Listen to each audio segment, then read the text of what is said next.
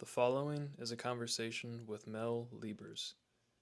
An absolute legend in the company's history, Mel's near 6-decade career at the Professional Instruments Company has bestowed on him an amount of knowledge in precision machining that anyone else would be hard-pressed to accumulate in a lifetime. This conversation was my attempt to hear just a tiny fraction of it. It was an honor and a privilege to be able to meet and talk to Mel, as well as everyone at PI. I am forever grateful for their welcome and support. Let me start with a little bit of background on this interview. I recorded this with my friend Nick 2 years ago while we were both interning at PI, and I only just recently got around to editing it. It began, and ended for that matter, rather spontaneously, so much so that we had actually been talking for over an hour before we were able to get a mic out and record anything. As such, I apologize in advance for the quality. I will also admit this is a very esoteric video. Many of my subscribers will not be interested in a 2-hour-long podcast with a person they don't know from a company that they've never heard of. But for those of you who do know PI, this is for you. We jump in as Mel is describing the homework-esque book reports that Ted and Harold Arneson would make him write when he first started at the company, and then go from there. In the following meandering river of a conversation, he talks about everything from the invention of the modern precision ground flatstone, saving the Hubble Space Telescope, and even why Martha Stewart would be the best person to teach you how to tune your chainsaw. For those who are interested, I hope you enjoy. And thank you for tolerating my satirical Lex Friedman impression. And now, dear friends, here's Mel Liebers. So what did you write about in your training? Well, my favorite one, the only one I really remember, I know I did some stuff on Sonnen and honing and whatnot, but between centers.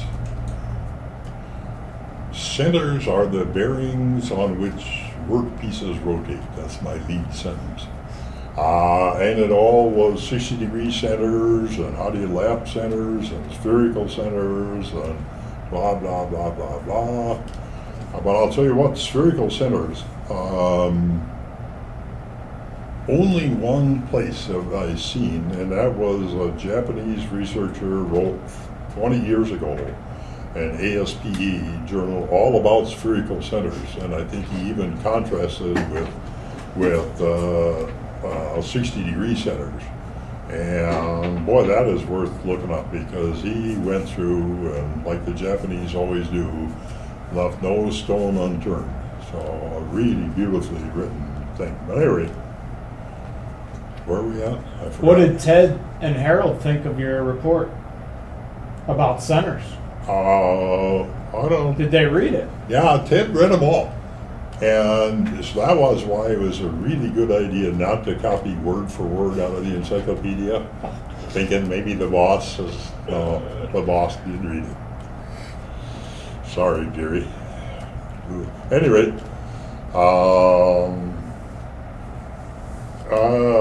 I don't remember any grades or there might have been a green check mark. Ted used green ink to show that his stuff. So. Well, eventually you made your way to Harold's. Okay, yeah. So it's a 5-year, and then we actually had a little ceremony, and I've actually got my aluminum diploma on my toolbox there. But the timing was perfect because Harold had just invented blockheads. And so he was looking for an assistant. So I start out by making blueprints. And so Harold hands me this book called Lowell Foster's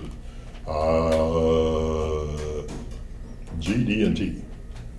And as he pointed out, it was kind of like this whole business of GD&T, you can't appreciate it because you're steeped in it.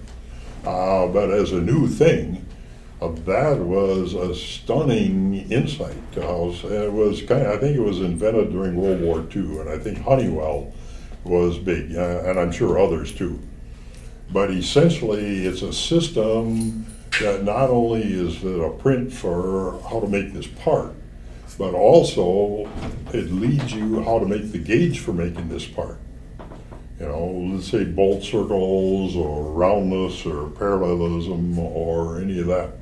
And so right from the get-go, we had GD&T on the blockhead parts. And in the meantime, Harold is designing tooling for this. Okay, like for example, how do you get something flat?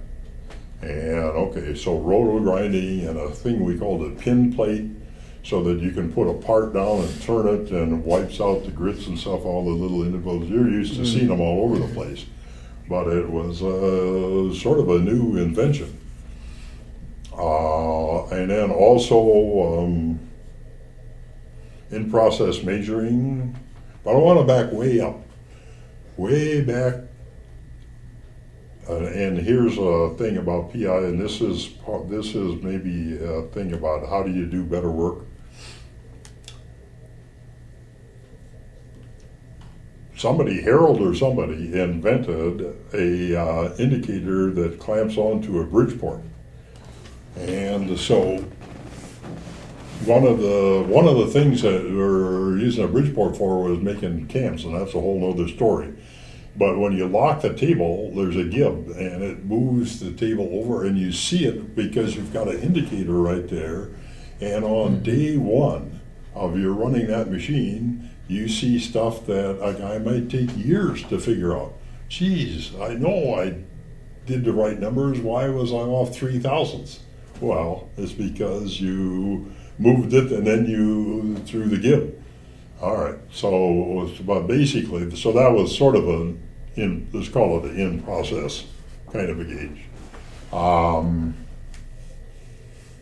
So I talked a little bit about the cool thing that Harold designed for squaring up the end of the shaft, but there's another one called a roto tilt deal for grinding the OD of the shaft. So it's an air arbor, and you're going along, and you want basically 3 diameters: a front end taper and a back end taper and a central straight region.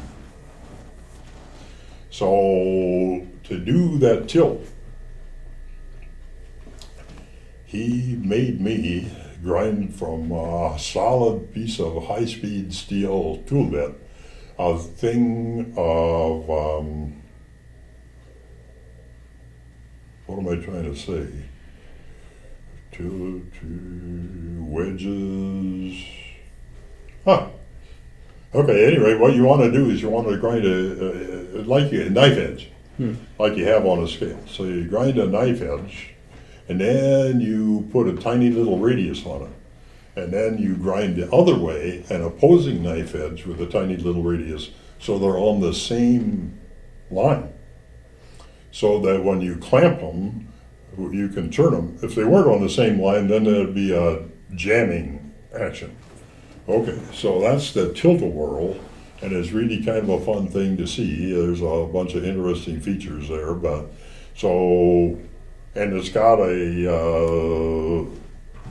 an in-process gauge with a supermus on it, and you can go exploring so you can watch the whole key is knowing what you're doing while you're doing it. That's fantastic. There's other stuff out there. I mean, there's commercial things. There's a thing called the Arnold gauge, if you're grinding just normal diameters and other similar deals. But this is, made exactly to order. So, and you can slide back and forth, and you're tilting it, and you're doing all this. So that's one thing worth looking at, and there's some other features, balance driver, blah, blah, blah. But I think one of the really interesting things is the square grinder. Harold wanted the 4-inch blockhead to be the kind of thing a guy would like to use. Like, for example, if it looks like it's perpendicular, it is perpendicular. And so he came up with a really interesting, because it's usually for the angle. First of all, you put your workpiece on an air bearing spindle, a 4-inch blockhead. And now you can give it a spin and measure for any run out, so you know it's down there solid. Then you grind the first. You have a means of adjusting for 4 individual 90-degree increments, and that is a pair of diamonds mounted on the wheel that's on the back of the blockhead, and a indexer that's on spherical centers with a little weight on it, so that this thing here, so you pick up the one, and then it automatically aligns. These are diamond tips. This is another really good tip. Is standard bore gauge is where we found out about a diamond with a nice generous 1/4 inch radius on it. That's on a tip that you can screw into stuff. And so what you have there is diamonds versus a hard steel pin. And the cool thing about the spherical pivots is they're on reeds, so you can work it a little, getting the dirt out. So here you are, your job is super duper, arc second accuracy in the battlefield environment with grits and coolant shooting all over it and all of that. And then also somewhere, maybe even around here, is a fixture for self-checking. So you do not need a master square, because the part itself is the square, assuming that the faces are flat And parallel. yeah. Mm-hmm. Interestingly enough, if you carefully measure a 4-inch blockhead stator, they're a little concave. And that's due to a thermal issue. That's not out of straight lines, guides. So at any rate,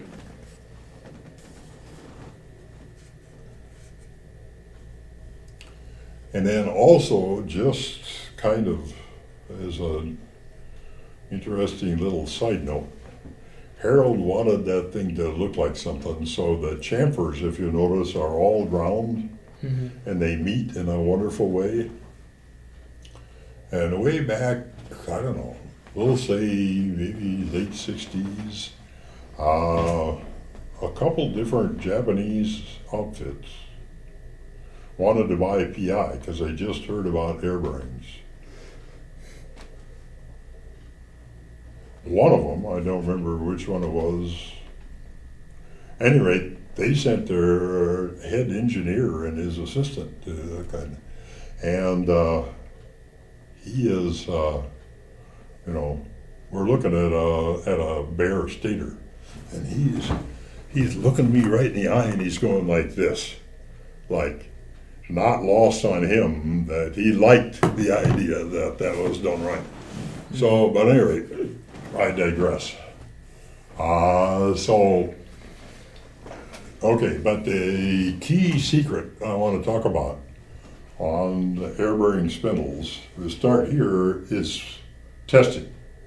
Making sure, are you sure you got what you said you got? How do you know it's 1/1,000,000th? What about under load? What about this? What about that? So one of the things Harold was determined to do, and I was kind of skeptical of this when he first started out, the very first ones he ever made, before he ever made them, he made the test rig. And I'm looking at thinking, Harold, why don't let's just charge ahead, let's get it going, let's make these damn things. No. He wanted to design it, and it's out there. You can see the test rig, and it's proper. So what do you want to know about the spindle? What's the axial load capacity? What's the opposite axial load capacity? What's the radial load capacity? What's the radial load capacity 90 degrees, and another 90, and another 90? And what's the tilt? All of that stuff. And the reason is you want to know when your process is slipping. So let's say you want 400 pounds of axial load capacity. If you've been getting 420s, and now all of a sudden 410s and 390s. Wait a second.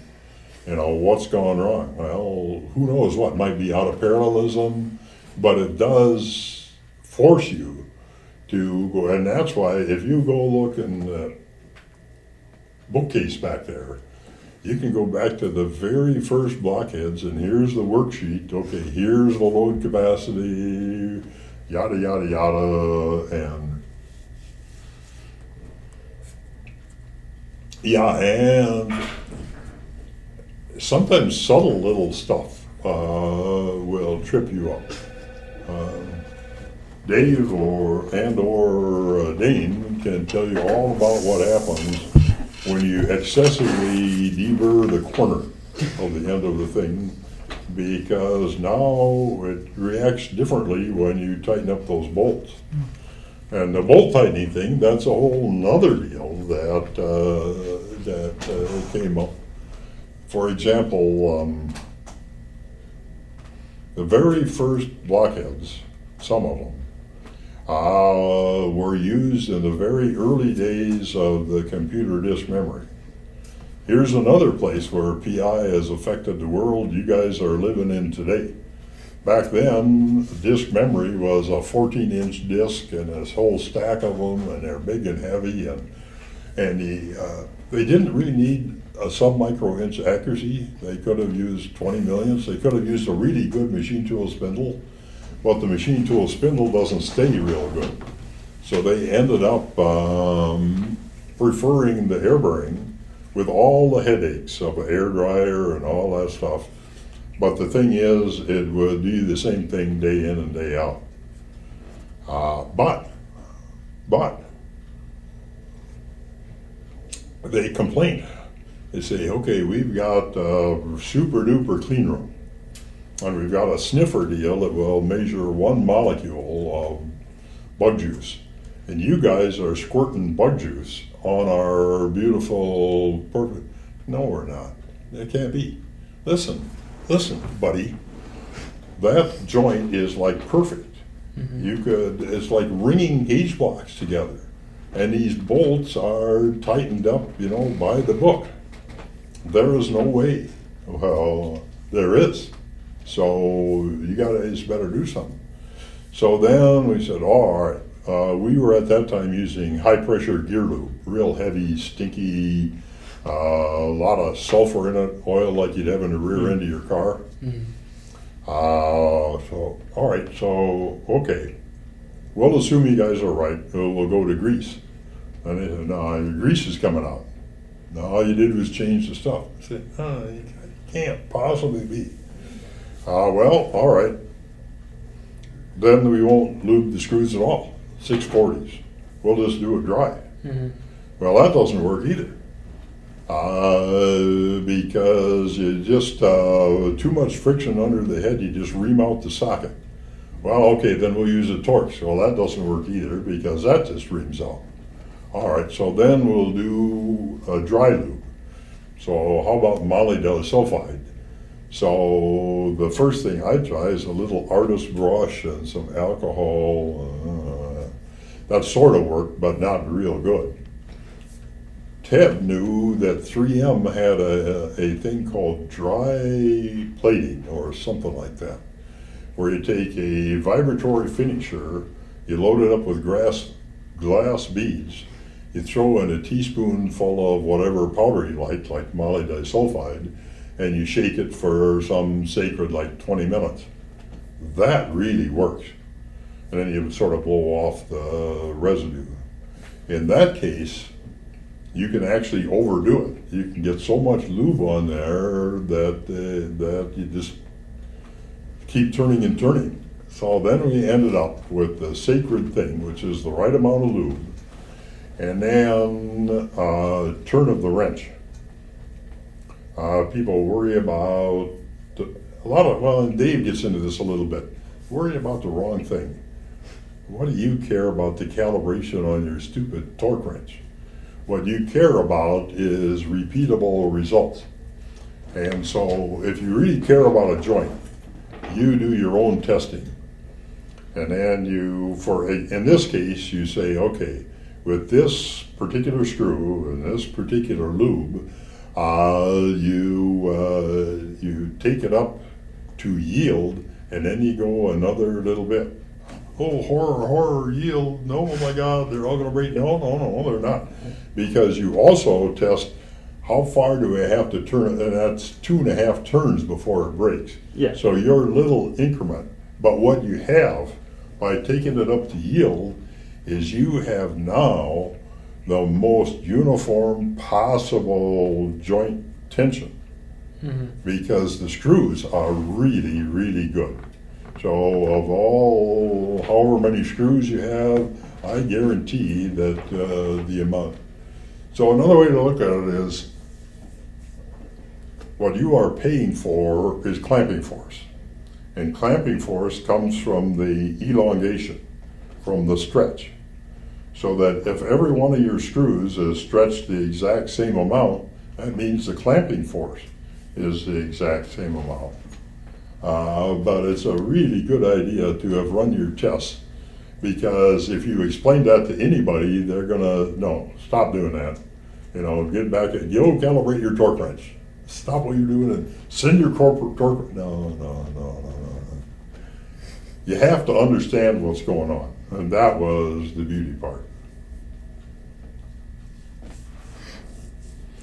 And there's another really interesting thing about screws, and that is like a socket head cap screw is a wonderful thing, but it ain't a dowel pin. Harold, for fun, had me build a thing where I said, in a linear pattern, I had the 12 screws and 2 things bolted together again. And then we built a little pendulum.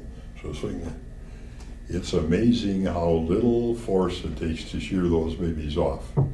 Or another way, if you're building a tree house for your kid, do not use sheetrock screws. Yeah. Do not use sheetrock screws, for they aren't dowel pins either. Use a good old cheap,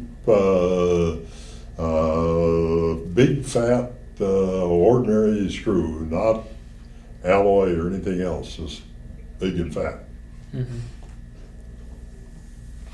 That's an essential problem when they say big and fat. There's an issue, let's say you're bolting a Kurt Weiss down to a Bridgeport. Okay, now you got these half 13 deals and they're short and stubby. How much stretch do you think you have on that? And how little would it have to shrink to totally lose clamping force? Or motorization. It might be Dave, or it might be... Oh, that was, I think, a tidbit.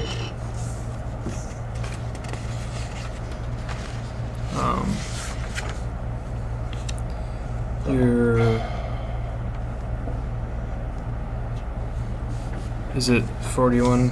Your spindles drive is very often the main source of spindle error. Because that's the general topic here of measuring stuff. Yeah. And the specific topic of making damn sure you're right.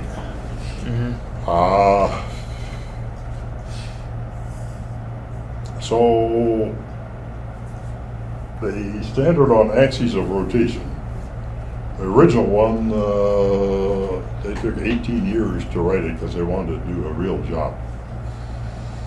And if you notice standards, basically the whole idea of a standard is to remove ambiguity so that you can write a contract and you agree to it, and then when something happens you go back and look, okay, here. So when you look at a standard, definitions are the main part of it, for good reason. Okay. So then we also took another 18 years to rewrite the standard, or to freshen it up, basically. And after all of that work, there came a sticking point of spindle error motion. I insisted that there's a difference between spindle error motion and driveline influence, because we're spindle guys. Okay, so here's a spindle and it's 1/1,000,000th, but you hooked up your clunky cheap-ass motor and it ain't 1/1,000,000th anymore. Well, okay, that's because we're very clearly separating the drive influence from the spindle, now you can talk about, all right, so now let's write a contract for a motorized spindle, and we'll very clearly say, okay, and this is what you see on the ISO 5.5. What is it at 5,000 RPM, 10,000, and all of this? That's the proper way to do it. So then you can say, well, geez, this thing looks good at this speed and not so good. All right, looks to me like that's a motor problem, not a spindle problem. So by accurately describing it, that keeps you from chasing down the wrong avenue.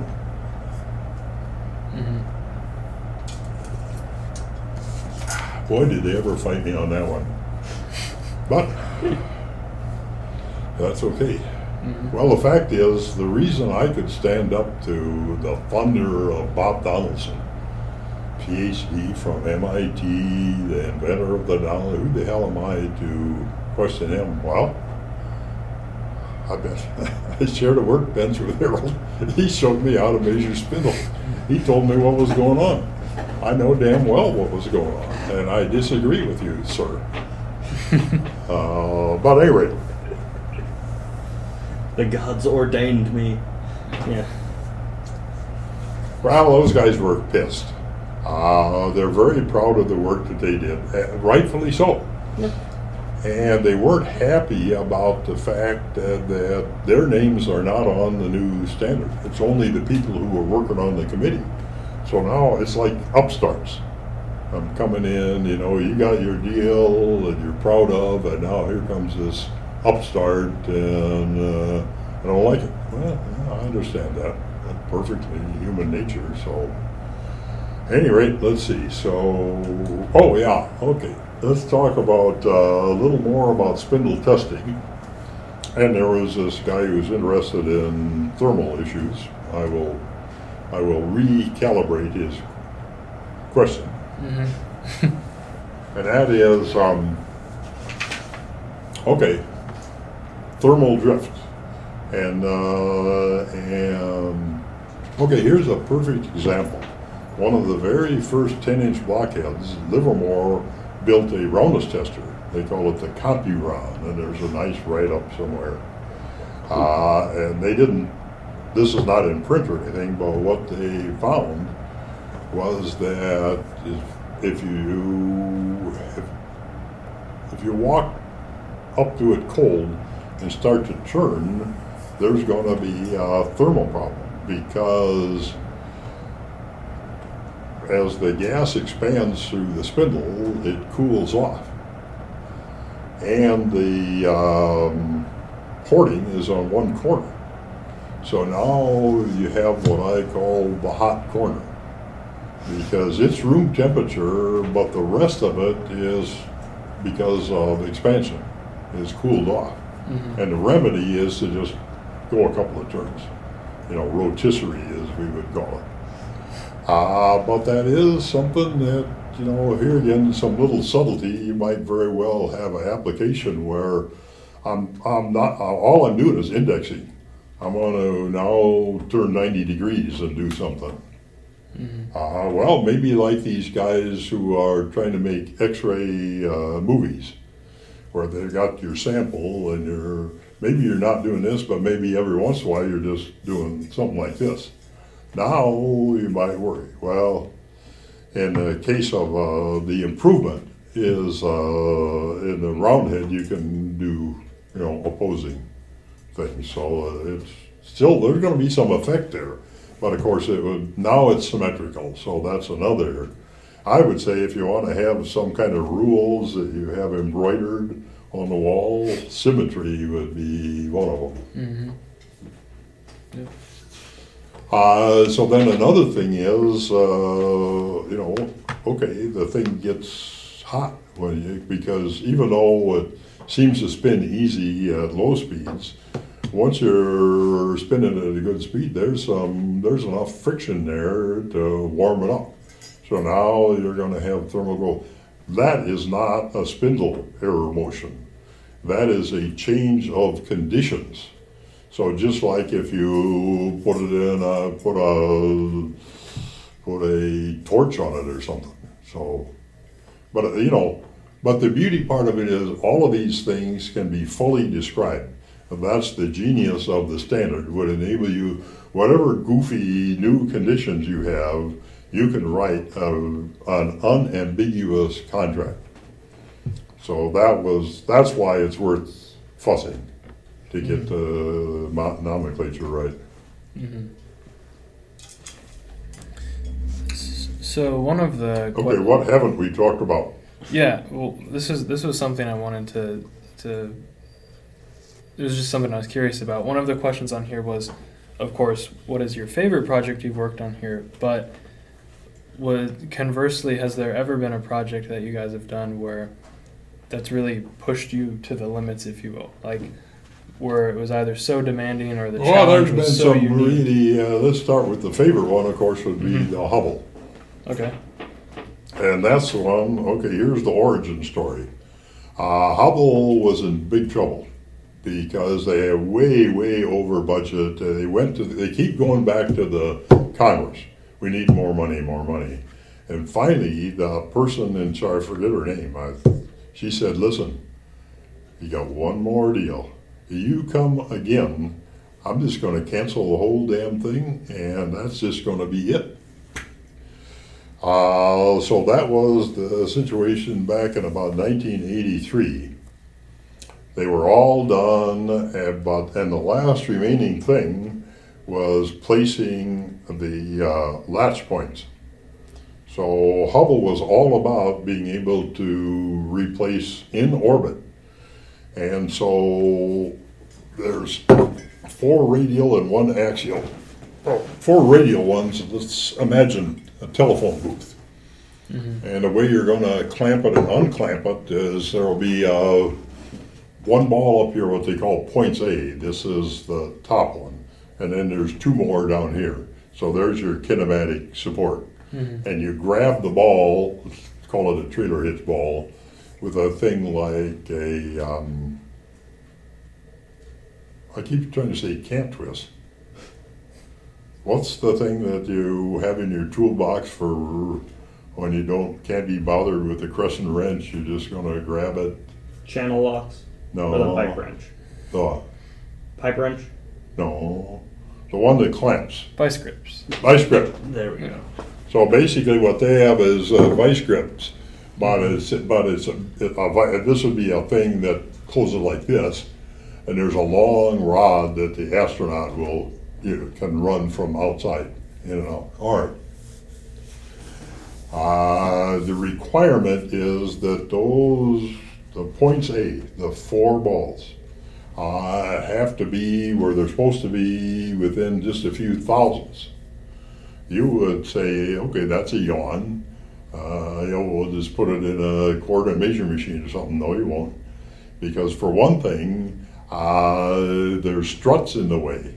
So you can't just sweep it. So you'll have to have an arm, and you'll have to set it to 0, and then you have to put it on the Hubble, and then you'll have to confirm, So to their horror, they found out they couldn't come anywhere near it. They had an idea for a gauge, and it didn't work at all.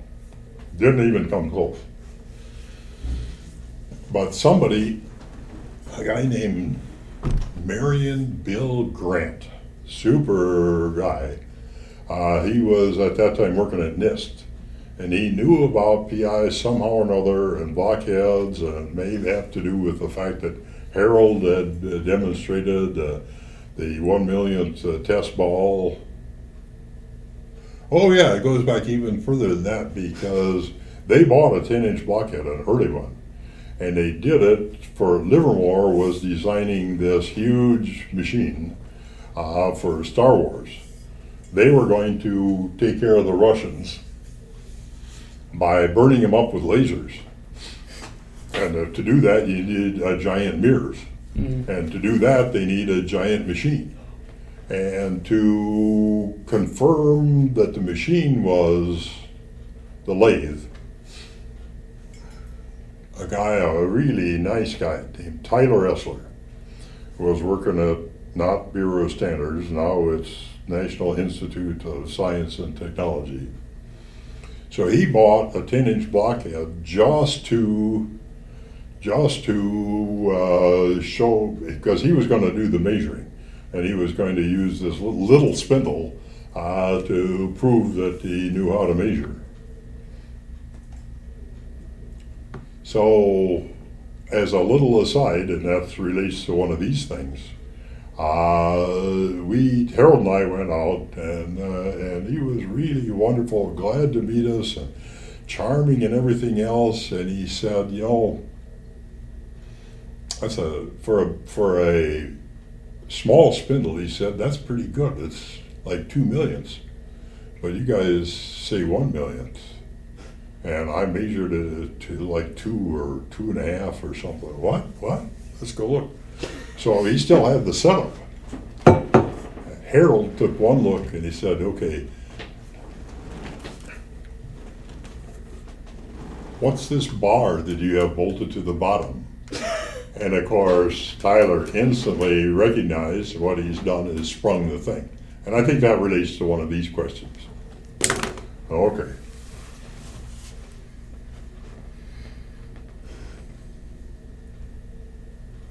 So another little lesson there that Tyler recounted is he did all this, you know, and then error mapped, and he says, but you know what, when you error map something, you got to make sure to get the pluses and minuses. Otherwise, you're twice as bad. At any rate, and he's a hell of a guy, so I don't like to say, but at any rate, but things happen. Okay, and then here's another thing that happened, very similar. Years later, when Moore Tool, Ted and Harold both worked really hard for years to sell Moore Tool on blockheads, because it's a natural. You have the world's best spindle on the world's best XY. Mm-hmm. And so they finally did buy a bunch of them. And I went out there, Steve Sander and I went out there, and Bill Fimbers was all ready for us. And he said almost exactly the same thing. You know, it's a nice spindle, but you really shouldn't claim something, you know, he says, because especially you say it's under 1 millionth, it's 4 millionths fundamental axial air motion. First of all, I know that ain't true. So, okay, show me. Well, he's got it all set up. And here's this indicator on the end of a ball, and it's going 4 millionths. So I said, okay, now move the indicator over to the stator. And Fimbers is, what the hell are you talking about? Stator is a word for stationary. Why would you measure well, sure as hell.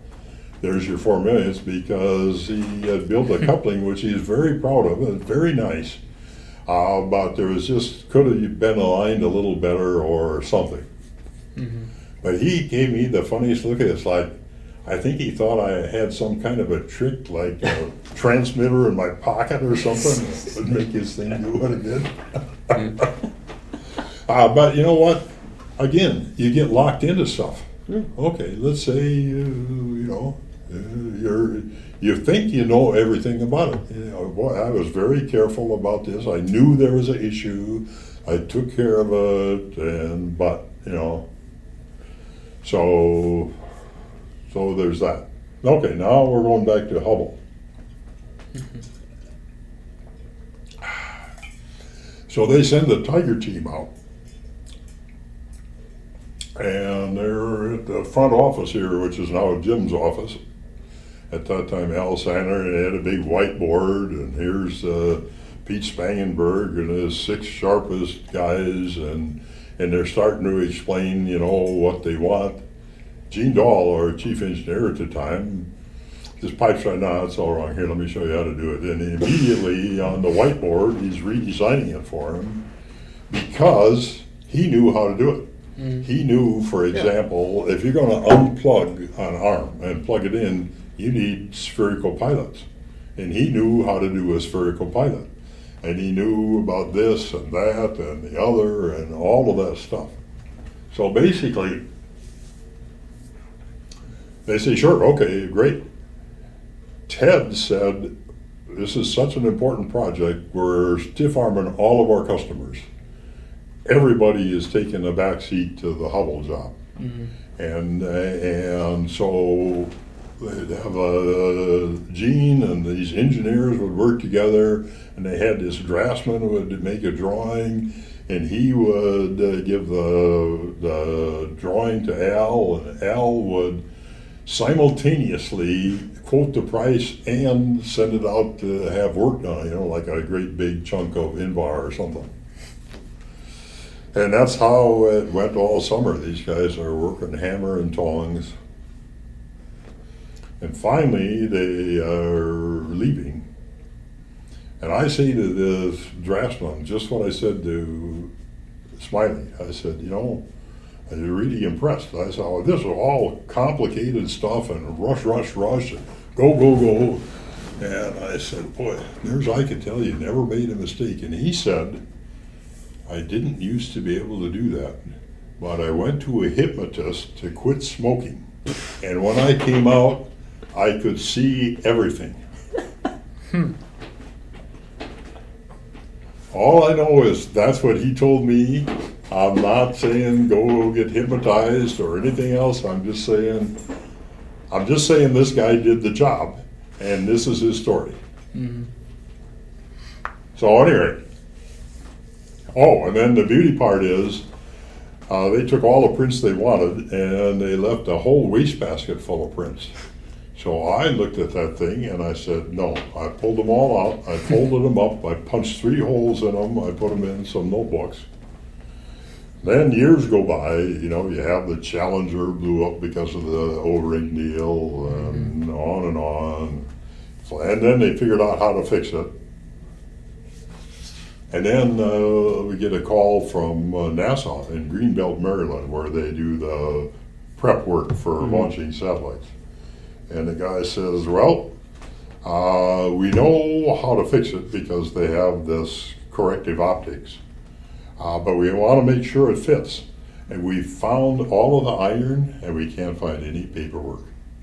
Is there any chance?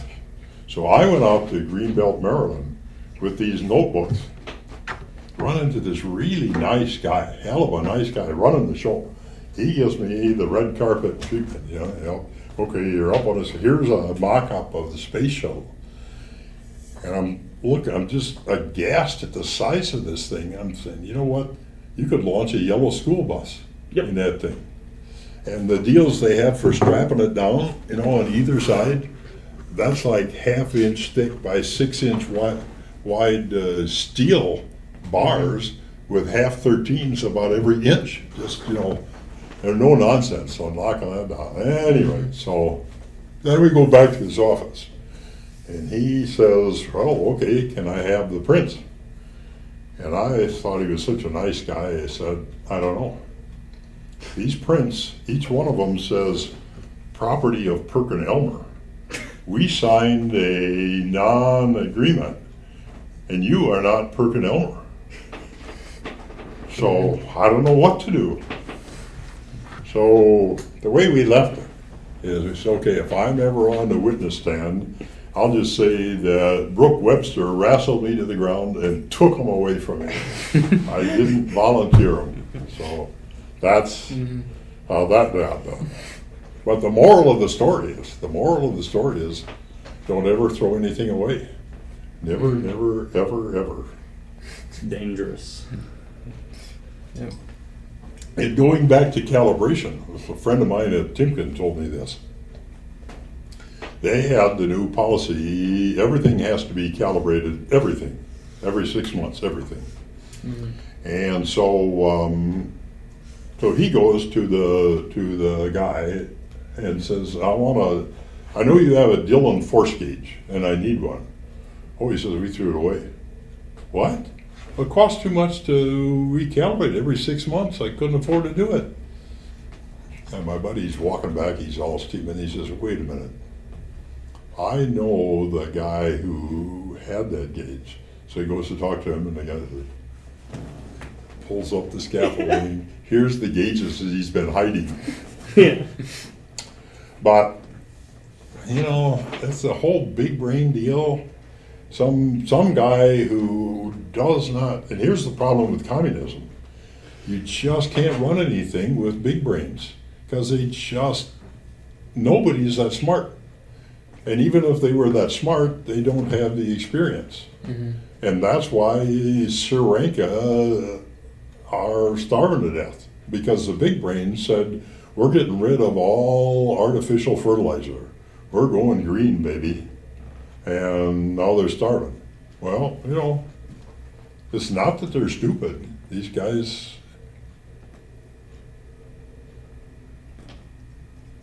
some of them are stupid, and some of them are just plain evil. Mm-hmm. But a lot of times it's just pure human nature. And so I said, it all comes back to, I'm trying to say structural loop. That's not the right term. What I mean is being able to manage stuff. You're in charge of the thing. You got the right gauges. You know when a part is good or bad. Mm-hmm. But if you have a longer line of communication, that's not the right term either. But so it's just some stuff just ain't going to work right unless you have the right people. Unless you have. Well, Jim Bryan had a favorite book called The Death of Common Sense. And it kind of relates to this. The people, when you take away the authority from the guy who is on the spot. And by the way, the exception to that is the guy at the airline counter that can get you on the plane or not. He actually has got some responsibility, some authority. So, but otherwise you run into somebody, no, go by the book. This is not in the book. Can't do a damn thing. Sorry, I have all the sympathy for you, but I got a book and the book says no, so no. Mm-hmm.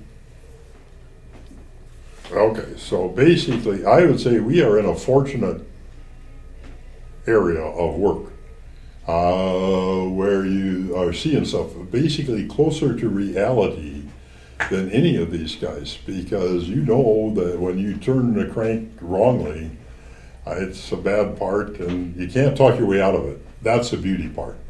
In almost any other business, you're a lawyer, you can say, oh, that guy was, he's in prison because he just didn't, or the doctor says you died on the operating, you were had a weak heart or something, but you really can't say anything but, yeah, I did something wrong and here it is in the trash bin.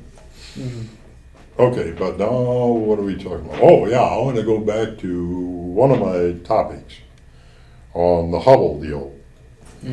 Has to do with this dimension from the optical center line to the latch point 12.600 and being able to prove it. Well, one way we could prove it is that there's this thing the size of a shoebox, invar, and there's a ball like this. That's why it has all these speckles on it, because we measured the outer roundness of it. And that's set up, and so I'm measuring, here's a hole, 5-inch diameter bore that's a optical axis, and here is the ball that's 12.6 inches. So you take a brand new Moore jig bore and you take the spindle off and put a blockhead on there, and you do it with a thing called, that Gene had this thing called the box parallel. It's all four sides are reed so that it's stiff, and it's also adjustable. So now you can set the axis of rotation perpendicular to the XY travel. Okay, so now you can, using a blockhead and a microcator, you can sweep this.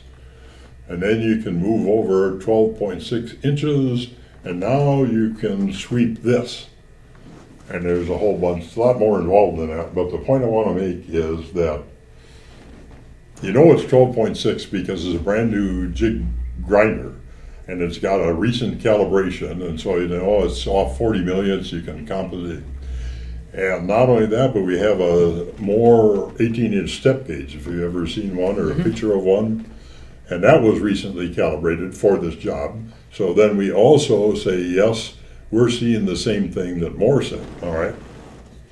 So then we demonstrate this to the gang from Perkin-Elmer. So, all right, good. Now let's package it all up. Oh, somebody said, you know what? We would like to see you demonstrate it again at Perkin-Elmer. So they had a big SIP jig bore, older machine, but beautiful machine. Mm-hmm. And the same thing, you could calibrate it. And so we did that, and we showed that it was correct. Then some big brain said, hey, I think the guys in the lab down there have a Hewlett-Packard laser interferometer. Let's see what that does. Mm-hmm. All right, so they bring in a cart. They bring in the cart. They didn't bring in the guy. And so there's a book, and these guys are farting around, and they are fiddling and fiddling and fiddling, and they finally get a return signal. And there's this is, let's say 12 decimal points on their thing, a millionth of a millionth or whatever, and it's off 6,000ths. So the guy says, no problem. It's long. You just take this thing back to PI and grind 6,000ths off the end, and then it'll be right. And I'm saying no. And then I'm getting smart with the guy. Says, listen, I noticed you guys, since they didn't know anything, I said, you know, there's a little door, and it's got a bunch of knobs, and you dial in the temperature and the barometric pressure, and every time you turn a knob, those numbers are changing. Yeah. But see this piece of steel? It's not changing. No, that guy was pissed. He said, oh, where I came from, speed of light, put it in my book. He walks off, he's mad. And Jim Arneson and I were there, we're working together, we just looking at each other. Well, we knew that we weren't in trouble, because if it came to that, Pete Spangenberg would show up and he would, but now the question came up, all right, how do you, well, okay, so the first thing you do, it's, obviously it's a cosine error. And so you just have to, somehow or another, get this thing squared up. But then there's still,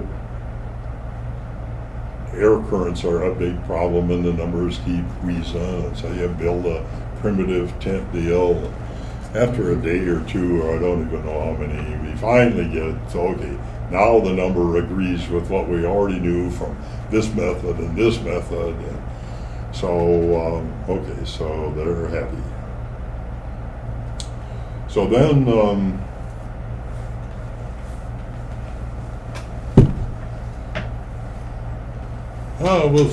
we'll take a couple of other little tidbits.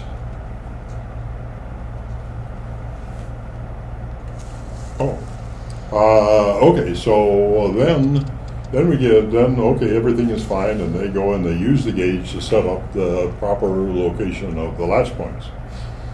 Then they call PI, and this time they say, we're worried about vibration when it launches. So these trailer hitch balls, as I insist on calling them, are one piece mounted to a square thing with 4 bolt holes, 5/16, 18s. Mm-hmm. And somebody said, I don't think they could slip. That's a lot of weight on those things. And then, so we set it up here, and then it slips, and then out in outer space it ain't the right number, and they plug in this new corrective thing, and that ain't gonna work. What do you guys think? So Al Sander was out there with Harry Larson, and they're listening to it all day. It was just big, all these big brains are talking about all these, and finally Pete Spangenberg turns to Al and he says, what do you think? And Al said, well, Harry and I, we've been talking about it, and we think we can build a fixture for drilling and doweling with 3/8 diameter dowels. Oh, okay, here, right on the purchase order. So then Harry invented this really cute little deal that comes from ships boring out propeller shaft bearings, And there's a cute little deal, and it, basically what to advance a boring bar at like only 4,000ths, you know, that's a real fine pitch thread. But Harry had a little thing, a Geneva wheel or some damn thing, so that it would advance at a much slower rate. So he had this little portable fixture, and we don't have a single picture or anything of it. But anyway, so then I went out with a real highly skilled guy from Rochester. And so we put on our bunny suits and we're underneath it. So here's the Hubble up here. We're underneath it, this huge room. And here's this thing, you know, it's big. And it's all full of wires and complicated shit underneath there. And okay, so here's your rig, and here's your Milwaukee, and here's your vacuum cleaner. So we're down under there, all the way. So basically, I would say I can claim that more than a millionth of a millionth for that job. I could claim that I got my, even though I'm wearing gloves, but I'll still claim my fingerprints are on that thing flying around up there. But the main point is they put the thing on and it worked. And here's another little side issue, that corrective optic. It's a little thing you've maybe seen pictures of it. It looks like a dental mirror on a stick, about that size. An outfit in Los Angeles called Tinsley Labs. They happen to have particular skills in making aspheric optics, and they got that way. If you look them up, they like make telescopes and stuff. But their real claim to fame was back in the 70s, 60s, 50s maybe. They had panorama movies. So a panorama, you go to a movie theater and here's this huge, beautiful one. But you know, it started with square 70 millimeter film. So you need a fancy lens to do all that. And these Tinsley guys could do it. And that's where they made their mark.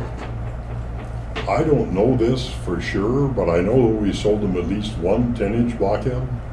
So I'm going to speculate that maybe those optics, and they had to make like 30 of them or something, that they may or may not have used, and I may or may not have made that 10-inch blockhead. So I'll claim some credit on that one too. That's possible. So where are we? Okay, so yeah, so then they launch it, and it's paperwork and corrective optics and yada yada. Oh, so now we have the James Webb, and I have to look that up.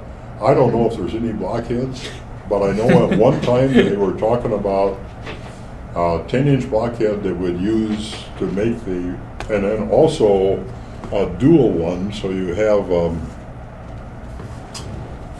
your mirror on this one, and you have a sweep gauge on this one. You can kind of tilt it to be most of the way so that the range is slight.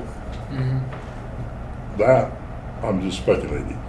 I just know that there have been some other people who have done similar things, but whether this thing may not have had any air bearing or somebody else's air bearing or who knows what. But that thing to me is amazing. How in the hell do you, it's one thing to make them, but it's another thing to have them all snapped together, and it's another thing to have them folded up and then unfolded. Yeah. All I know is these guys are hats off. Yeah. So. Okay, what other topics? Well, if that was what you would consider one of the more difficult projects you guys worked on, what would you say your favorite, I guess most fun thing that you've worked on? What? Hey, what? What's your favorite thing you've worked on, like the most fun project you've done at PI? Well, the Hubble thing was pretty fun, but that was other people's work. The thing that I enjoyed, even though it didn't work out that well, Timken had a requirement for silicon nitride. We looked at them, tapered rollers Yeah. for the jet engine that could Oh, yeah. run without lube, but never happened. Mm-hmm. Okay, but the essence of it was, can you guys grind those rollers? The rollers have to be, they're not straight, they're tapered, but they also have a little crown on them. Mm-hmm. And how do you do that? Well, Steve Sander and I thought, you know what, I think we know how to do that. I think what we will do is mount the workpiece up on a 10-inch blockhead so we can sweep it underneath the grinding wheel. And the grinding wheel is like this. So that if you are on one side, you make it concave, and on the other side, you're convex. And in the middle, you're essentially straight. But the beauty part of it is, the leverage, if you can call it that, is in there. So you only move a little, you can move a little bit, and that only changes. Let's say you want a radius of 213 inches. You can get that. So we made a little, we did a test deal. With just a steel part, and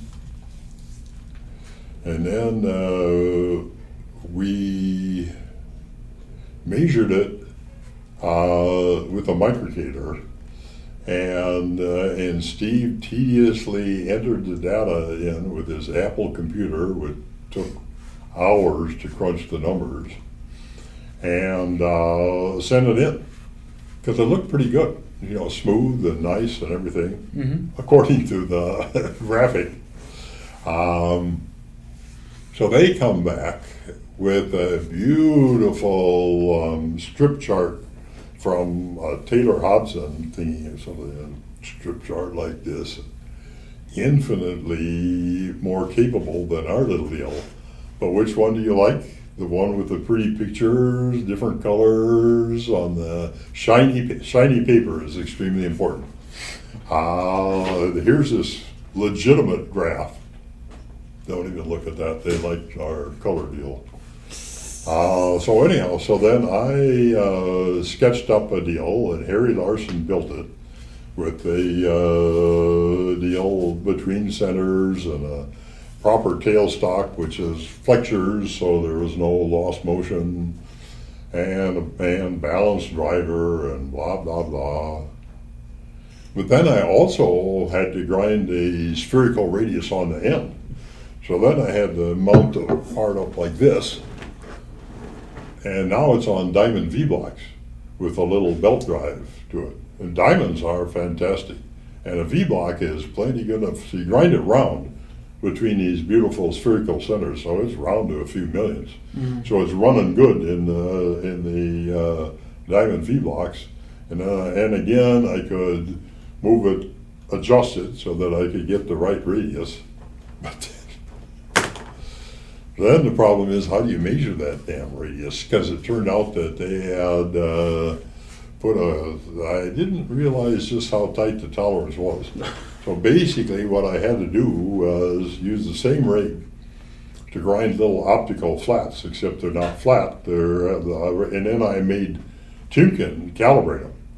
So then that's how I did the but now let's get back to what one of Dave's tidbits is 2 sets of gauge blocks. Yeah.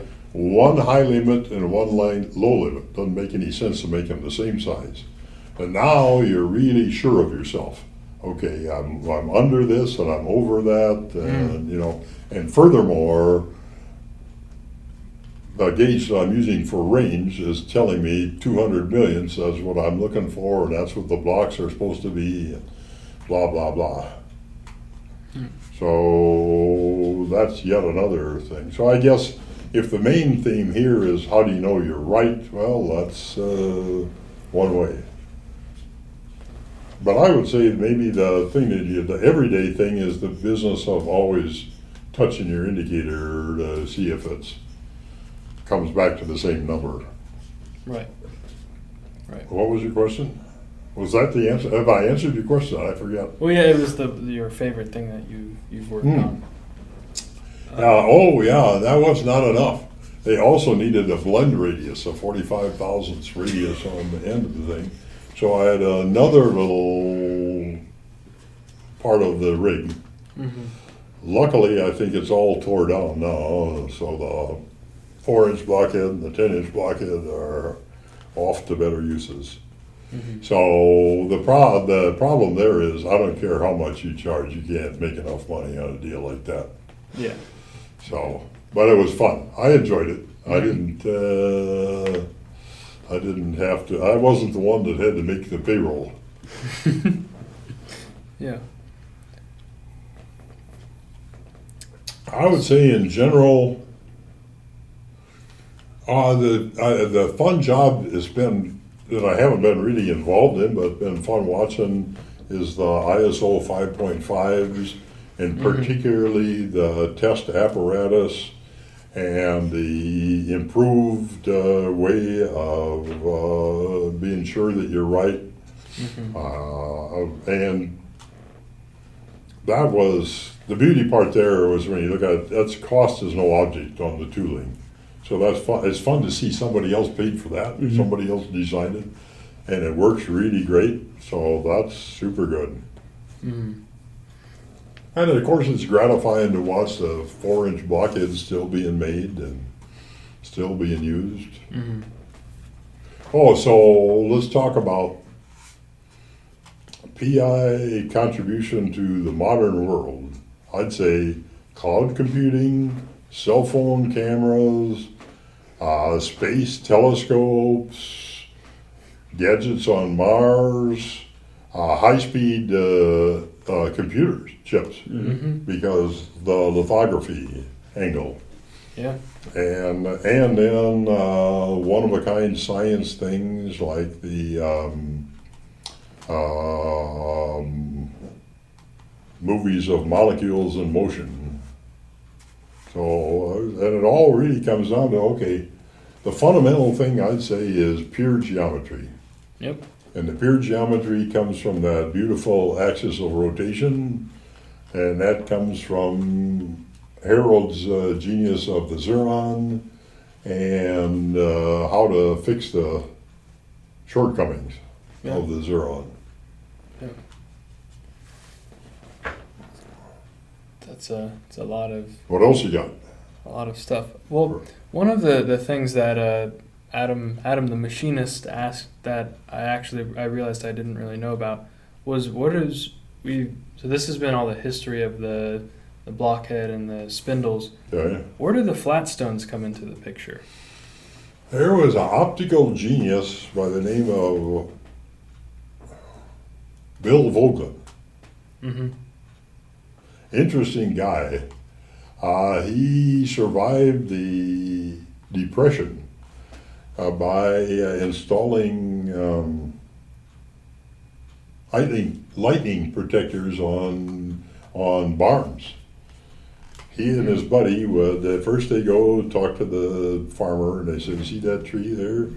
It's a branch right near your bedroom window, lightning bolt is going to come down, and then also your barn, and talk them into it. So then Bill Vogelin would throw a rope over the barn and shimmy it up with his buddy holding on to the other end and install these. That's how he made it through the Depression. But he was also a hobbyist in optics.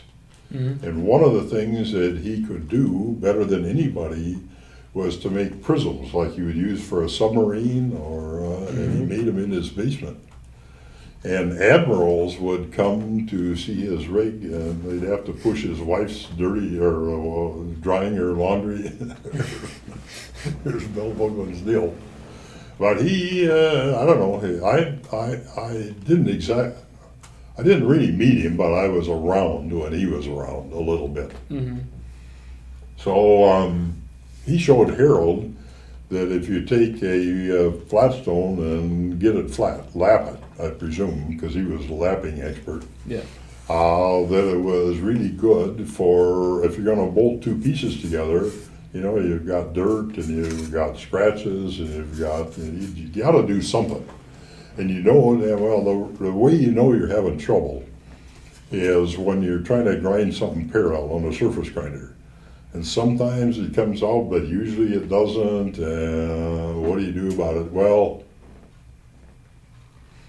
the commercial outfits that build these huge roto grinders, they have a thing they call a burr buster, which is a kind of a roundy thing, and they use that because what happens is you pull a part off and you scratch that soft, and you got to do something. Furthermore, there's all this crap flying around. You got to do something about that too. So that was, but then Bill Vogelin's was an improvement. So he showed it to Harold, and Harold conditioned it with I'll get my thing for it. A steel block, a hardened steel block, which he would use as sort of a test. Imagine a steel block the size of a ground flat zone. There's training report.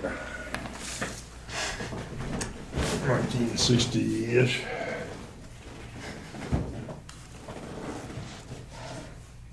So you have to write That's them what you do instead of running around drinking beer with your buddies. It's like homework, but for your job. So,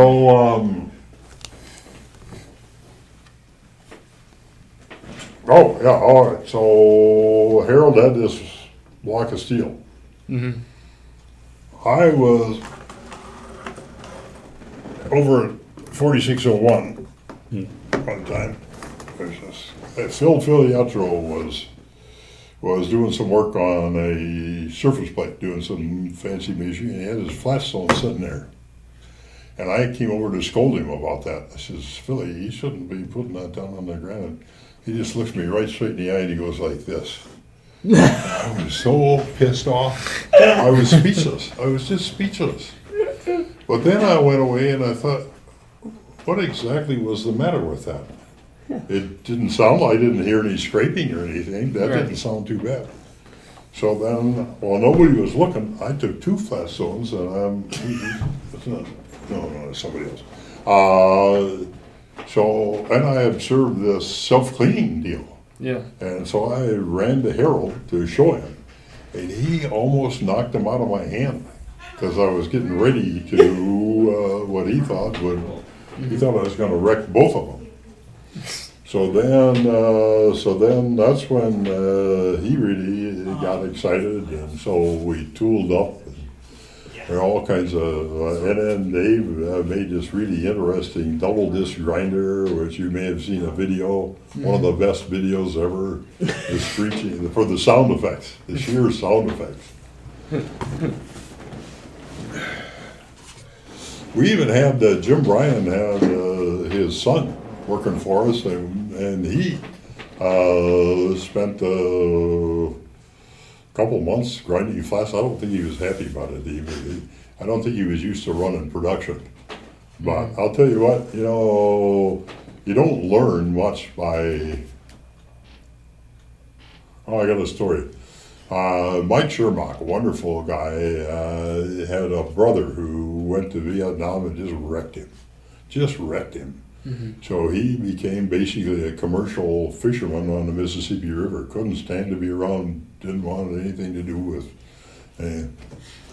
So he is showing Mike how to run a duck call. Blah, blah, blah. And finally Mike gets it right, sets it down. His brother says, "What are you doing?" "You ain't done." Yeah, no. You gotta show proficiency. You gotta do it again and again and again and again. And so what's that got to do with my point?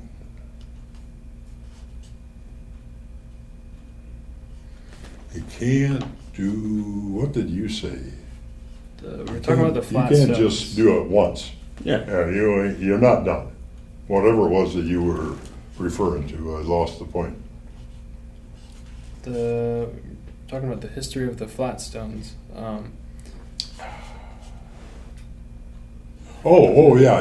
That was Nick Bryan. You got to do more than you got to show that you can do part of. Well, you don't learn anything. Okay, so let's say let's say you're going to learn how to play the violin, and somebody shows you, and you just, not ready, not done yet. Mm-hmm. And so that's the essence of what I keep coming back to. The reason Harold was able to do stuff is because he spent all those hours, you know, and that'd be something else if you ground one part. Well, so what? You know, but you're watching stuff happen, temperature, something loose or something wearing or something. You pick up on the little things over time. What else you got? So that's the flat stones. That's interesting. So it's an optician who invented them, but you guys came up with the idea of always having two, not just having one stone. Wait, say that again?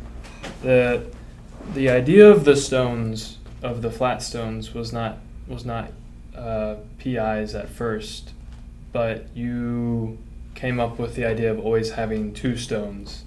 Yeah, two stones. That was the genius. The genius Right. of it was two of them together. Right. Everybody, if you go to any tool shop anywhere and you say, "What's a flat stone?" "Oh, I got one," and you pull out, and there's one, and it'll be something that he's been very careful. He probably lapped it, but maybe he was good at surface grinding and had a diamond wheel.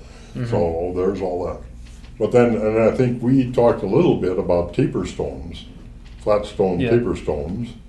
And we use them. We actually will stone a bronze bore very carefully with a proper one. But yes. So, but essentially, it's the most universal tool there is because the most universal problem you have is dirt. You know, I don't care. You just cleaned it, so what? Right. So that's why, and all right, let's talk about stoning gauge blocks and stoning granite. And that's why Dave says granite dense, that's what he means. Okay, you just dropped that big heavy angle plate. And the book says, don't worry about it, you know, it'll just turn to dust. Well, it also will have a little swelling in there, which you will find with your stone. And so similarly with gauge blocks, people were horrified. People are horrified at stoning granite. They're horrified at stoning a gauge block. To which I would say, are you gonna stone it so it doesn't scratch, or are you gonna go ahead and scratch it and then stone it? So yeah, because I don't care. Anytime if you wanna really make somebody nervous, to pull out two brand new gauge blocks and say, here, please ring these together for me. They don't want to do it because they don't want to be the guy that put the first scratch. Right. And especially this day and age of Chinese blocks, which you will notice they don't deburr the edge. The really good old fashioned are dual gauge blocks because they tumble them and then they finish lapping. But you can emulate it by stoning like this. So if you really care, that's what you do. And you just figure, okay, every edge has got something wrong with it. Right. So, yeah.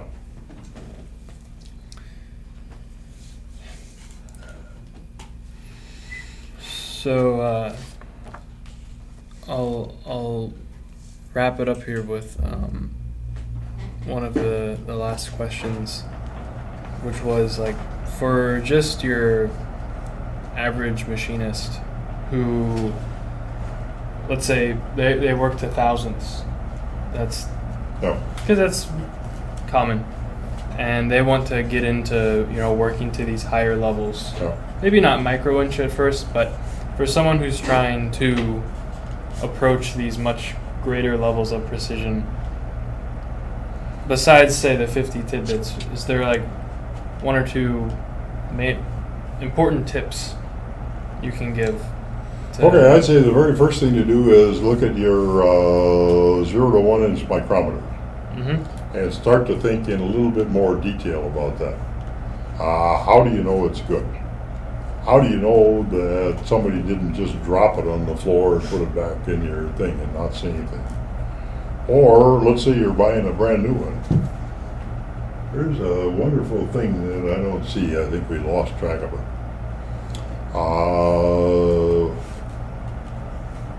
A demonstration thing for calibrating micrometers. All right, so the first thing you could do, the natural first thing to do is take and close it down on a piece of paper, pull it out and see if it's zero. And then while you're at it, play around with, okay, what happens if I squeeze a little harder? So that enables you to think about the springing of the frame, all right?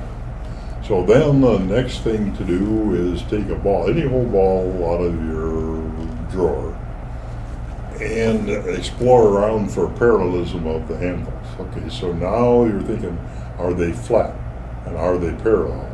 And then what happens if I open it up a half a turn? Are they still? And there is, if you look around, a thing called optical parallels. Like Mitutoyo sells them, and there are 4 of them, and they're quarter turn apart. So now you can check to make sure everything is good. So I would say stuff like that gets you, and then, you know, what about the heat from your hand and these things? But that's a good way to just be thinking about fundamentals. And you could say the same thing about your dial caliper. And you could say anything about any indicator. So basically, you get in the habit of any setup. You know, how do I know it's good? Well, or being a devil's advocate. Okay, what are the things that could be wrong on this thing? And so that gets you back to this whole business of checking to make sure that it will come back to zero. So that'd be one way you would know a guy is thinking about stuff, is that they just naturally do that. The everything is rubber isn't important. The whole rubber deal, well, like I say, you see that immediately with your micrometer. You just push down a little harder and you get a slightly different number. Yep.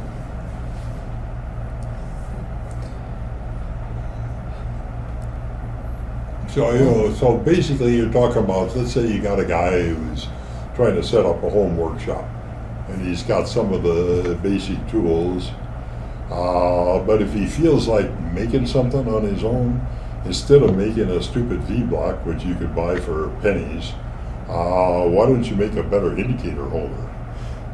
As a matter of fact, if you really, I would say if you were really serious, you would spend some time of making a whole family, all the indicators you have, in a better improved way of getting a hold of all of them.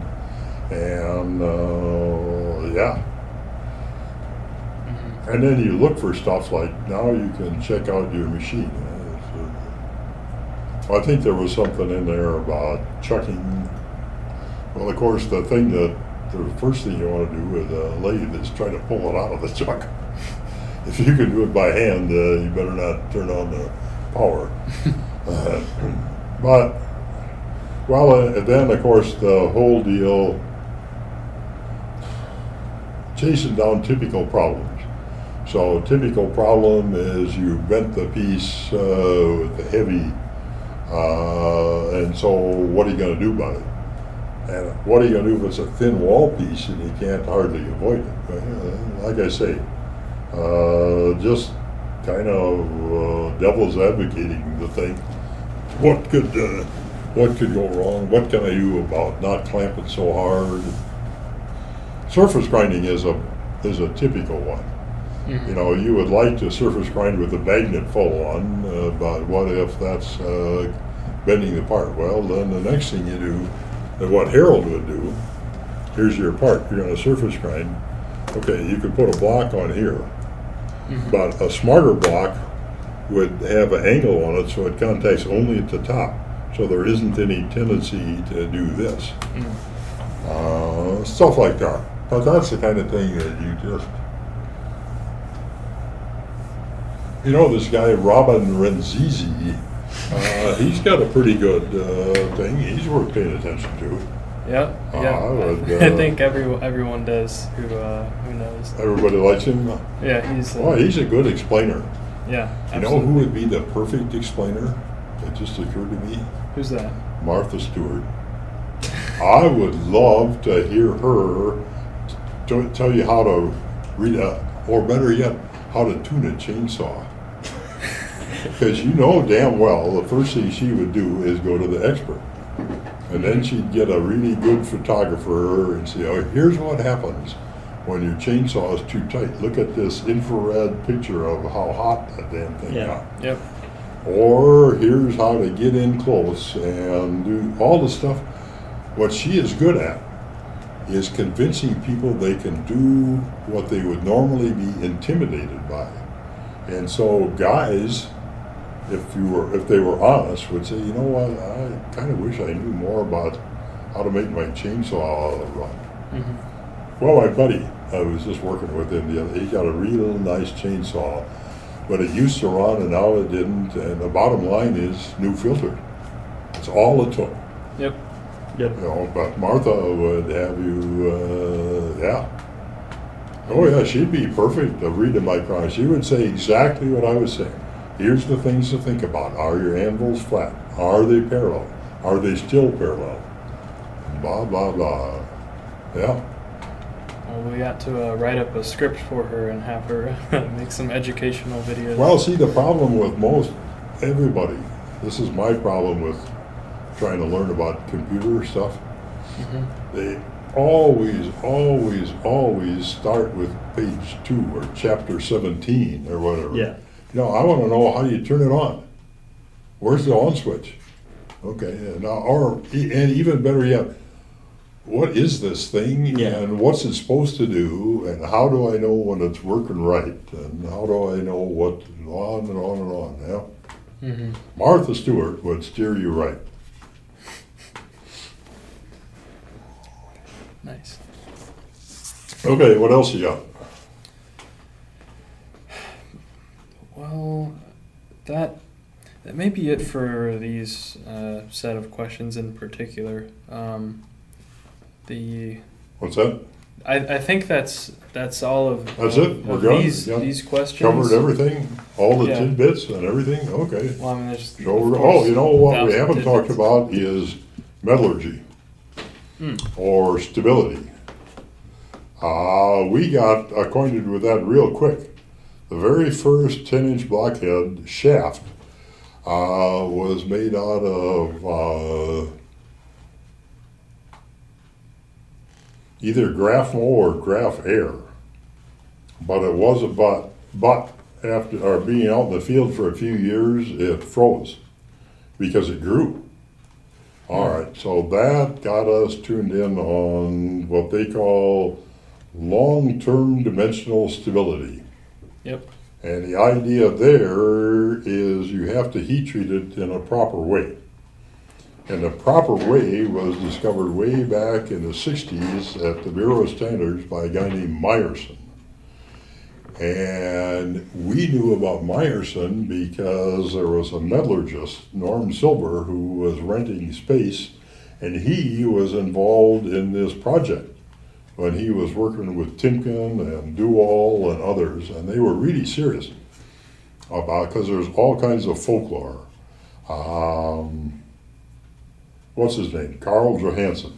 Mm-hmm. His idea was, he says, all the molecules are like little children. They're running around, and what you have to do is tire them out.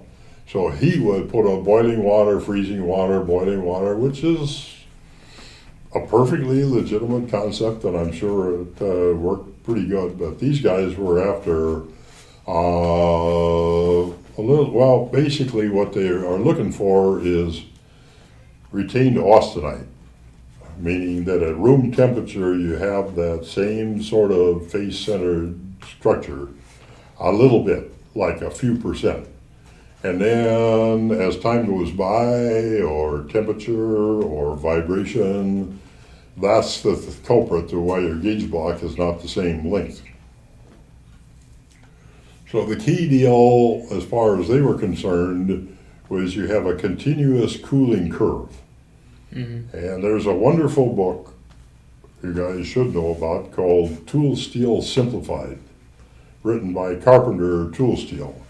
Really worth looking at for all kinds of reasons. Like, for example, if you're a tool designer, you say, what tool steel do I use for this job? And then you say, well, what are you trying to do? What do you need? You start here with the basic thing, but maybe it needs to stay hard when the temperature goes up. Or maybe your vibration and you need a chisel that doesn't shatter or stuff like that. So that's and I think you might even be able to get it for free. Oh, you'll get it for sure. Some bookstore will have it for 25 cents. All right, so okay, the thing that I kind of like, that they show you the cooling curve when you're quenching. Mm-hmm. And they say that at some point the steel is cooling off. It's not red hot at all anymore, but it's not hard yet either. But it's probably like about 400 or 500 or something like that. It says it promises to harden, but it doesn't quite. And the way I can vouch for that, somewhere in I've got this stainless steel thing, 3 inches diameter, this long, cracked half in two. Totally cracked half in two. Wow. No, almost half in two. Almost. Wow. And the reason is I was in a hurry. And I thought, okay, let's get this thing. I was just cooling it with a fan or something. And so it's cool enough now, let's go ahead and put it in the water. Not water quenching, No. I'm just wanting to Right. cool it. Right. Okay, but it was at the temperature where it was promising to be hard. And essentially, let me put it differently. So the skin was hard because it was cold. Right. But the inside was still, and it was going to grow. And when it did, there's your irresistible force. Ding. Okay, so, and the heat treaters know all this. Right. So what Meyerson wants you to do is continuously curve to minus 90, give or take.